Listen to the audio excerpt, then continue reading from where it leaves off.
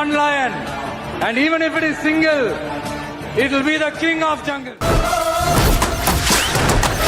ভারতের তামিলনাড়ুর রাজনীতিতে তৈরি হয়েছে নতুন নাটকীয়তা। বিধানসভা নির্বাচনে সর্বোচ্চ আসন জিতে আলোচনার কেন্দ্রবিন্দুতে থাকা অভিনেতা বিজয়ের দল তামিলাগা বেত্রী কাজাগাম টিভিকে এবার কঠোর বার্তা দিয়েছে। জনগণের রায় উপেক্ষা করে অন্য কোনো দল সরকার গঠনের চেষ্টা করলে তাদের নির্বাচিত 107 জন বিধায়ক একযোগে পদত্যাগ করবেন।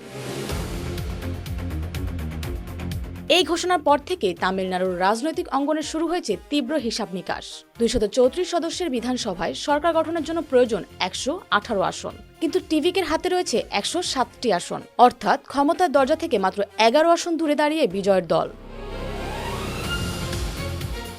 তবে রাজ্যপাল রাজেন্দ্র বিশ্বনাথ আর্লেকার স্পষ্ট জানিয়ে দিয়েছেন, সংখ্যাগরিষ্ঠতার প্রমাণ ছাড়া সরকার গঠনের অনুমতি দেওয়া হবে না। আর এই অবস্থানেই জটিল হয়ে উঠেছে পুরো সমীকরণ। এদিকে ডিএমকে এবং এআইডিএমকের সম্ভাব্য সমঝোতা নিয়ে রাজনৈতিক মহলে জোর গুঞ্জন শুরু হয়েছে। ডিএমকে প্রধান এমকে স্ট্যালিনকে জরুরি রাজনৈতিক সিদ্ধান্ত নেওয়ার পূর্ণ ক্ষমতা দেওয়া হয়েছে।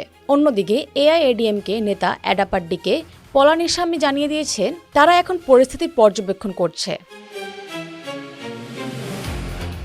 এখন প্রশ্ন হলো, তামিলনাড়ুতে সরকার গড়বে কে?